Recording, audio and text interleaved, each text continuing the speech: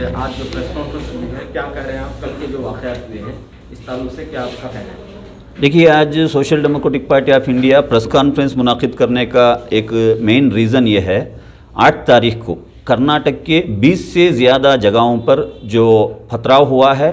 और सबसे बड़ी बात, शिवमोगा के एक गवर्नमेंट कॉलेज, बापूजी गवर्नमेंट कॉलेज पर जो हमारा तिरंगा लहराने वाले एक पोलिंग पोल में भागवत ध्वज को हस्त किया गया है और पुलिस वहां खड़े हुए तमाशा देखती है। कोडगु डिस्ट्रिक्ट के कुशाल नगर में एक हमारे हिंदू स्टूडेंट को फोर्सफुली ये सैफरन शेल डालने के लिए फोर्स किया जाता है। जब उसको वो डिने करता है तो उसके ऊपर चाकू से वार होता है। और बागलकोट के एक कॉलेज में एक हिंदू लेक्चरर को सैफरन शेल डालते हुए उसके सर को फोड़ा जाता है। तो ये पूरे इंसिडेंट के पीछे कौन सी ताकत है?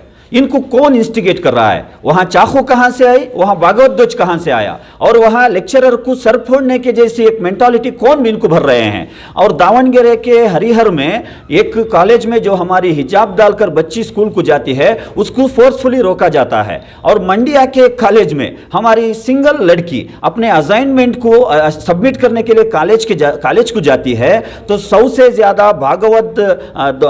से ज्यादा सैफरन शाल डाले हुए बजरंग दल के और एबीवीपी के गुंडाओं ने उसको घेराव करते हैं। तो हम सल्यूट करते हैं वो बच्ची को कि वो उसको पार कर कर कॉलेज के अंदर जाती है।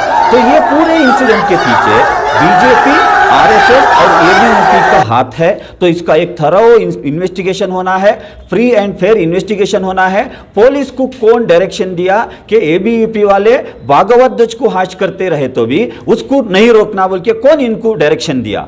तो ये पूरा इन्वेस्टिगेशन होना और इनकी साजिश क्या है ये कानून के दायरे में लाकर कर्नाटक के सामने जाहिर करना है। और करावली के जो उडुपी में जो स्कार्फ का इश्यू था, ये कभी भी पिछले 75 साल में स्कार्फ एक इशू नहीं बना था। बहुत छोटे तरीके से वहाँ के प्रिंसिपल और वहाँ के पेरेंट्स बैठकर इसको सॉल्व कर सकते थे।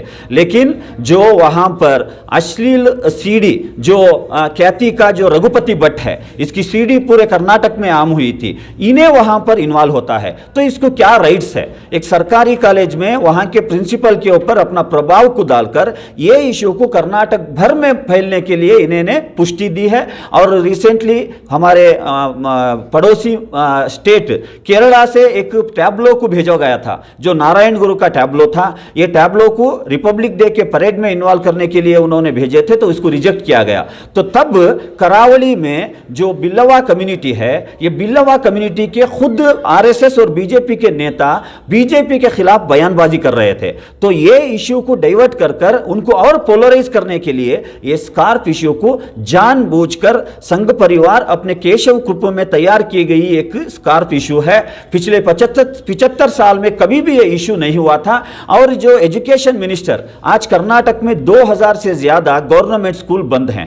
60,000 जो स्कूलों में आज टीचर्स नहीं है।